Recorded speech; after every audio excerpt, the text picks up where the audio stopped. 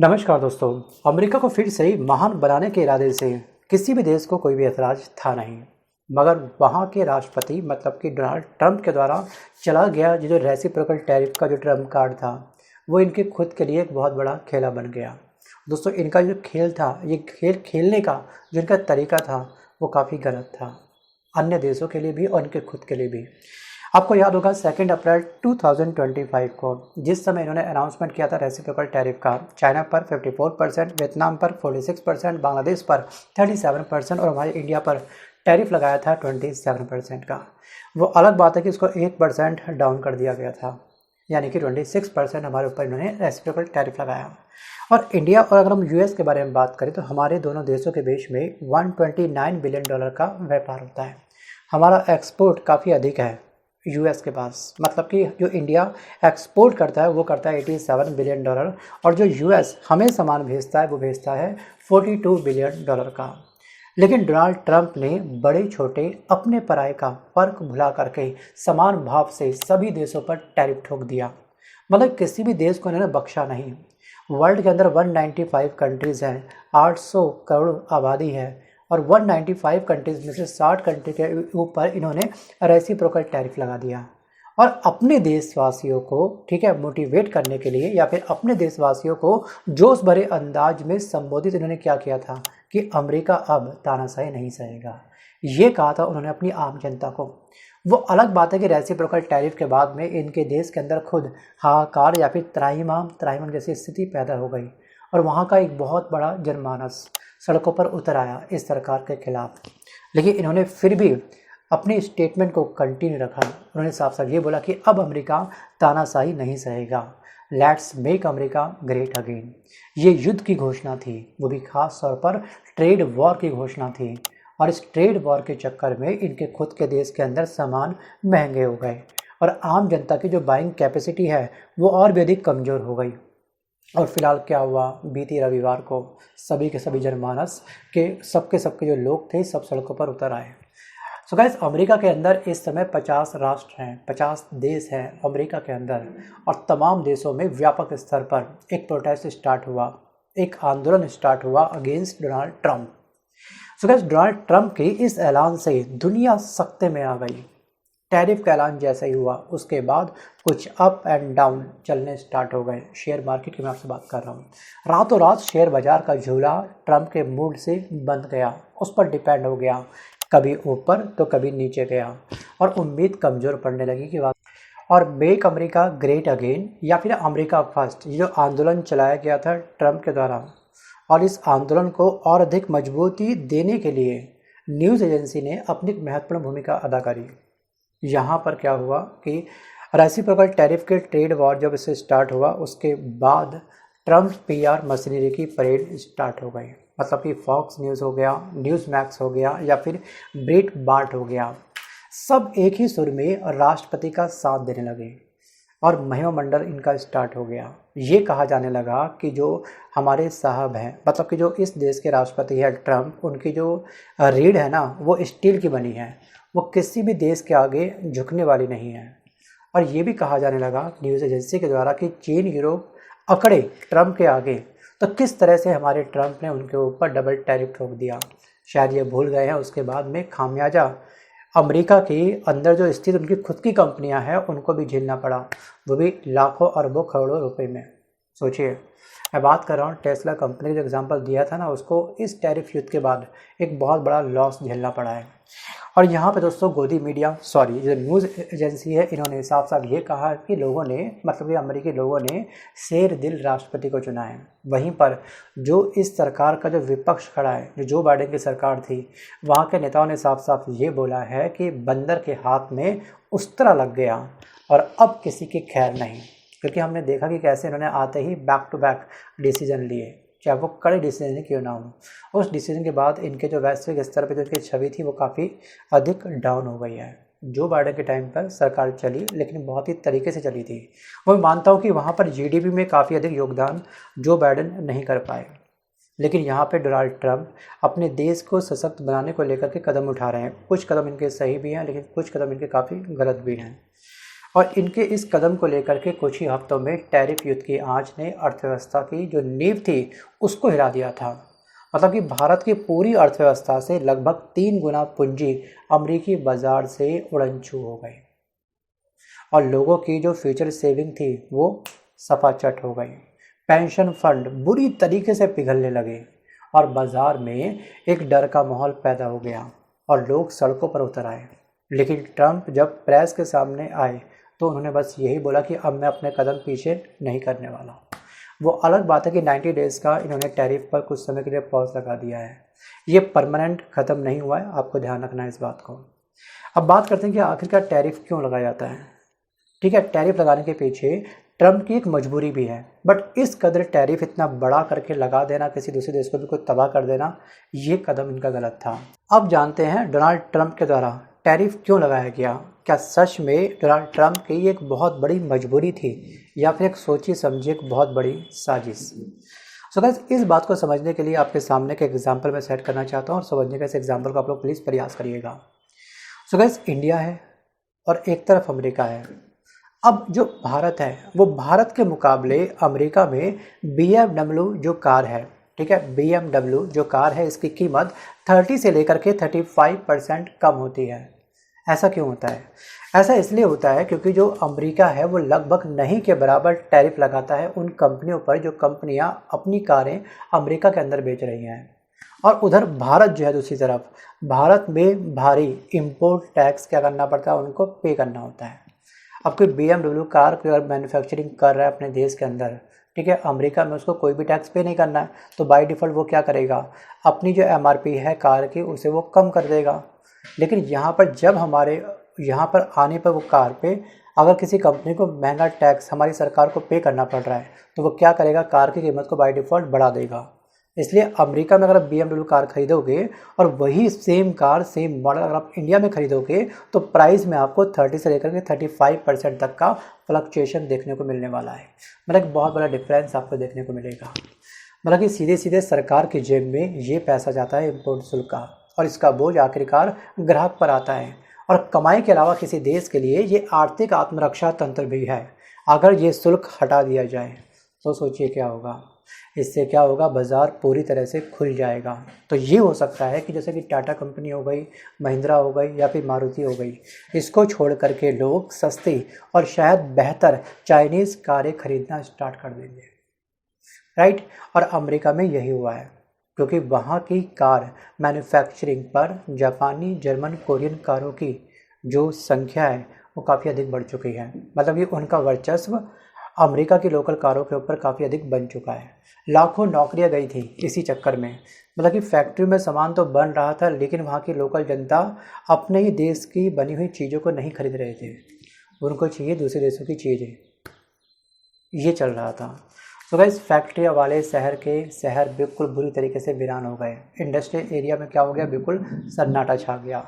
और इसी बात को ध्यान में रखते हुए अपने देश की कंपनियों को बूस्ट करने को लेकर के इन्होंने क्या करा, फाइनली इन्होंने टैरिफ करना स्टार्ट कर दिया, ट्रेड वॉर स्टार्ट कर दी कि आओ हमारे देश में सामान बेचो बढ़े हुए प्राइस में।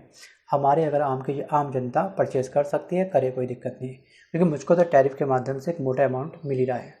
लेकिन इस खेला को यहाँ की आम जनता बहुत अच्छे से समझ चुकी थी। सीधे आ गई क्या, सड़कों पर। और अगर अमेरिका को नौकरियां बचानी हैं, अपने उद्योग बचाने हैं, तो जाहिर तौर पर टैरिफ एक उपयोगी हथियार है। और ट्रंप ये चाहते हैं कि आईफोन हो गया, AI चिप हो गया, कारें हो गई, अमेरिका के अंदर ही बने। और इस सोच में कोई बुराई नहीं है। इससे क्या होगा, इनका जो अमेरिका के अंदर जो बेरोजगारी है वो काफ़ी कम होगी। इससे ये फ़ायदा होगा और अपने देश के विकास को लेकर के सोचने में कोई भी बुराई नहीं है। सो गाइस, कहते हैं ना कि हमेशा जब भी नेकी करनी हो तो सबसे पहले अपनी चद्दर आप देख लो कि उसका साइज आखिरकार है क्या। अगर हम नेकी कर रहे हैं, अपनी चद्दर काट कर किसी और को हम दे रहे हैं, ठीक है, ज़रूरत से ज़्यादा बड़ी है तो दो, कोई दिक्कत नहीं, बहुत अथा पैसा तो दान करो, अच्छी बात है। लेकिन कहीं ऐसा ना हो कि ठंड आने पर आपकी चादर आधे से आधी रह जाए और आप ठंड में ठुठुर रहे हो। Think about it. So guys, ये देश हित में होगा और बुनियादी तौर पर किसी को ऐतराज़ नहीं होगा इस पर जो इन्होंने कदम उठाया है। अगर हम डेप्थ में समझेंगे ना, हमको लगेगा कि जो इन्होंने ट्रेड वॉर छेड़ा है वो काफ़ी हद तक बिल्कुल सही था। लेकिन ट्रंप ने जिस बचपने से ये खेल खेला है, ये विश्व अर्थव्यवस्था में बहुत बड़ी निराशा ला चुका है। इनको अचानक से इतना हाइक नहीं करना था, हौले हौले करके टैरिफ को बढ़ाते ये लोग। जैसे हमारी सरकार कोई भी महंगाई का ट्रम्प कार्ड चलती है। आपने देखा होगा कि अचानक से पेट्रोल के प्राइस बढ़ जाते हैं, लोग सड़कों पे आते हैं, धरने होते हैं विपक्ष के द्वारा, तो कुछ रेट उसमें कम कर देती है। 100% डाउन नहीं करती, कुछ कम कर देती है। लोग भी खुश, जनता भी खुश और फाइनली सरकार भी खुश। अब यहाँ पे हम बात करते हैं केवल ट्रेड वॉर के बारे में। अब इस पूरी कहानी की पृष्ठभूमि में बैठा है आपका चीन और अमेरिका। इन दोनों के बीच में बिल्कुल सास बहू का रिश्ता है और जिसकी जड़ें 2018 से गहरी होती गई थी। तभी से दोनों के बीच में बिल्कुल सर फुटबॉल जैसी स्थिति बनी हुई है और ट्रंप ने उस समय चीनी उत्पादों पर भारी टैरिफ लगाए और तब उन्होंने ये कहा था कि अमेरिका की बौद्धिक संपदा चीन चुरा रहा है लगातार और अमेरिकी बाजार में बाण ला रहा है और अमेरिकी नौकरियों पर हमला कर रहा है। सो गाइस, यही स्थिति ना वर्तमान में चाइना इंडिया के अंदर ऑलरेडी कई सालों से कर चुका है। अगर इस समय इंडिया के अंदर कोई अगर मैन्युफैक्चरिंग कंपनी स्थापित हो जाए, खुद भारतीयों के द्वारा बनाई गई, लेकिन लोग इंडियन सामान को नहीं खरीदने वाले, क्योंकि इस समय हम लोग पूरी तरीके से डिपेंड हो चुके हैं मेड इन चाइना के आइटम के ऊपर, क्योंकि वो काफ़ी सस्ते मिल जाते हैं। अगर इंडिया चाहे ना खुद अपने फ़ोन बना सकता है, मैन्युफैक्चरिंग कर सकता है, बट यहाँ पे हमारी कॉस्ट काफ़ी अधिक आएगी। रॉ मटेरियल हमको चाइना से मंगवाना पड़ेगा और इसलिए हम लोग अपनी मैन्युफैक्चरिंग खास नहीं करते हैं, सीधे अपना इंपोर्ट किया, चाइना से मंगवाया और यहाँ पे बेचना स्टार्ट कर दिया। और अमरीकी दोस्तों, सोयाबीन हो गया, ऑटो हो गया एंड टेक्नोलॉजी कंपनियाँ सब निशाने पर आ चुकी हैं, क्योंकि जैसे जैसे चाइना का वर्चस्व अमेरिका के अंदर बढ़ रहा था तो अमेरिका पहले से समझ चुका था कि अब बात नहीं बनने वाली है, हमें कुछ कठोर कदम उठाने पड़ेंगे। 2018 में सरकार थी जो बाइडन की, उन्होंने देखा लेकिन इस बात को कर दिया नज़रअंदाज। लेकिन ट्रंप साफ साफ इस बात का मन बना चुके थे कि मुझे अपने देश के अंदर एक बहुत बड़ा आंदोलन स्टार्ट करना है। सो बस, लेकिन मुद्दा सिर्फ इंपोर्ट एक्सपोर्ट का नहीं है, ये लड़ाई है वैश्विक प्रभुत्व की, वैश्विक वर्चस्व की। क्योंकि यहाँ पे क्या होगा, आने वाले समय में कहीं ऐसा ना हो कि चाइना का वर्चस्व पूरे वर्ल्ड के अंदर फैल जाए और हर कंट्री पूरी तरीके से उसके ऊपर डिपेंड हो जाए। ये भी हो सकता है। लगता है कि दोस्तों ट्रंप इस युद्ध को व्यापार नहीं बल्कि रियलिटी शो की तरह लड़ रहे हैं कि देखते हैं कि कौन सबसे आगे निकलेगा। और ट्रंप में और अमेरिका में से किसी एक देश का आपको चुनाव करना है। अगर इन केस दोनों देशों के बीच में एक युद्ध स्टार्ट हो जाता है, एज़ फॉर एग्जांपल आप मान के चलिएगा, तो इंडिया को साथ किसका देना चाहिए? ट्रंप का, जो हमको ब्रिक्स जैसी धमकी दे रहा है, या फिर हमको सच में चाइना का साथ देना चाहिए, जो पीठ पीछे कई बार गलवान घाटी जैसे मुद्दे पे हमारे पीठ पीछे कई बार खंजर घोंप चुका है। दोनों में से किसी एक का चुनाव करना, तो आप किसका चुनाव करेंगे? और एक बात आपको और ध्यान रखनी है कि अमेरिका चीन टैरिफ युद्ध ने ग्लोबल सप्लाई चेन के अंदर एक बहुत बड़ा वैक्यूम क्रिएट कर दिया है। जो चीन है वो तेज़ी से एक डरावनी साम्राज्यवादी शक्ल तमाम 194 कंट्रीज़ के अंदर इख्तियार कर चुका है, अपनी इमेज तैयार कर चुका है। वर्ल्ड में 195 देश हैं, चाइना को मैंने छोड़ दिया, ठीक है। लेकिन वहीं पर दूसरी तरफ ध्यान रखिएगा, अमेरिका रोज़ लगातार कुछ ना कुछ नया अनाउंसमेंट कर रहे हैं। आप देखिए ना कि 8 दिन में ट्रंप ने 3 बड़े यू टर्न लिए हैं। 2 अप्रैल को क्या हुआ था, रेसिप्रोकल टैरिफ का ऐलान किया था। उसके बाद 7 अप्रैल को 90 दिन की रोक जो थी, इस बात को इन्होंने खुद कहा था कि ये बातें तमाम क्या है, अफवाह हैं। उसके बाद 75 देशों के लिए टैरिफ पर 90 दिनों के लिए इन्होंने क्या लगाई, रोक लगाई दी। तारीख थी आपकी 9 अप्रैल। लगातार ये कुछ ना कुछ पलट रहे हैं अपनी बातों से, कभी कुछ, और इनके हाँ या ना, अप एंड डाउन वाले स्टेटमेंट के बाद में शेयर मार्केट बुरी तरीके से धराशायी हो चुकी है। अब यहाँ पे अगर हम बात करें अमेरिका के बारे में, तो आपको ध्यान रखना है कि यहाँ पर ट्रंप की वजह से भारत के पास फिर से एक नया मौका बन चुका है, एक नया मैन्युफैक्चरिंग हब तैयार करने का।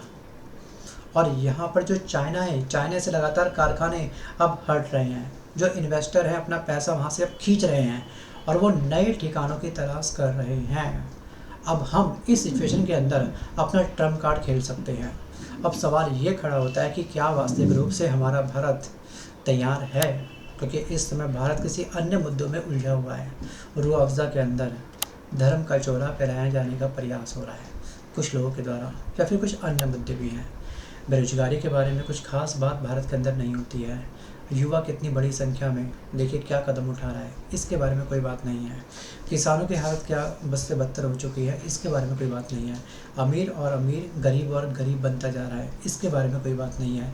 सुबह से शाम तक केवल टैक्स दो, टैक्स दो, टैक्स दो, मतलब कि महंगाई कहाँ से कहाँ पहुँच चुकी है, इसके बारे में कोई ख़ास बात भारत के अंदर है नहीं। सो गाइस, अच्छे दिन आएंगे या फिर नहीं आएंगे वो चलेगा पता अब आने वाले समय में। क्या पता आपके अच्छे दिन आ चुके हों।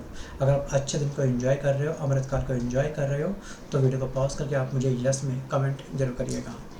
लेकिन आपको एक बात और ध्यान रखनी है कि इन दोनों के बीच में, अमेरिका और चाइना के बीच में अगर युद्ध हुआ या फिर ट्रम्प के द्वारा 90 दिन बाद हमारे ऊपर ऐसे प्रकार टैरिफ थोप भी दिया, तो तब भी हमको कुछ खास फर्क पड़ने वाला नहीं है। देखिए, असर तो पड़ेगा बट उतना नेगेटिव इम्पैक्ट नहीं पड़ने वाला। क्यों? क्योंकि भारतीय बाजार बेहतर स्थिति में नज़र आ रहे हैं इस रेसिप्रोकल टैरिफ के बाद भी, क्योंकि चाइना और इंडिया की कंडीशन काफ़ी अलग है। क्योंकि जो चीनी बाज़ार है वो सबसे ज़्यादा कमज़ोर होगा। क्यों? क्योंकि उसी के प्रोडक्ट पर अमेरिका में सबसे ज़्यादा टैरिफ बढ़ाया गया, पहली बात ये। और जो भारत है, जो हमारा इंडिया है, वो एक बहुत बड़ा निर्यातक नहीं है। और यहाँ की जीडीपी में जो माल निर्यात की जो हिस्सेदारी होती है वो होती है मात्र 10%। और जीडीपी का सिर्फ 2% अमेरिकी टैरिफ नीति से आप प्रभावित होगा। जो हमारे पूरे भारत की जीडीपी है उसका 2% कट कर लीजिएगा, इतना हमको क्या होगा, लॉस होगा। अगर रेसिप्रोकल टैरिफ 27% का हमारे ऊपर लगाया गया तो इसलिए हम कह सकते हैं कि अमेरिका को सर्विस निर्यात पर टैरिफ ये नहीं बढ़ाएगा, और इसलिए भारत इस ट्रेड वॉर से जल्द उभर जाएगा। क्योंकि भारत घरेलू मांग पर आधारित इकॉनमी है, जबकि कई देश पूरी तरीके से निर्यात पर निर्भर होते हैं। और विदेशी निवेशक भी बड़े पैमाने पर भारत लौटेंगे, क्योंकि चीन में उनके लिए अब कम संभावना हमको दिख रही है और वो लोग अब मूव कर रहे हैं भारत की तरफ। तो भारत को अपनी मैन्युफैक्चरिंग स्टडीज़, अपनी इंडस्ट्री फिर से स्टार्ट करनी है, अपने देश को मैन्युफैक्चरिंग हब बनाना है। क्या होगा क्या नहीं होगा वो चलेगा पता आने वाले समय में। सो गाइस, आज के इस वीडियो में बस केवल इतना ही। अब आपको क्या लगता है, क्या सच में हमको महत्वपूर्ण मुद्दों के ऊपर काम करना चाहिए या फिर ये छोटे मोटे मुद्दे से बस अपना उद्धार करना चाहिए देश का? Think about it. धन्यवाद।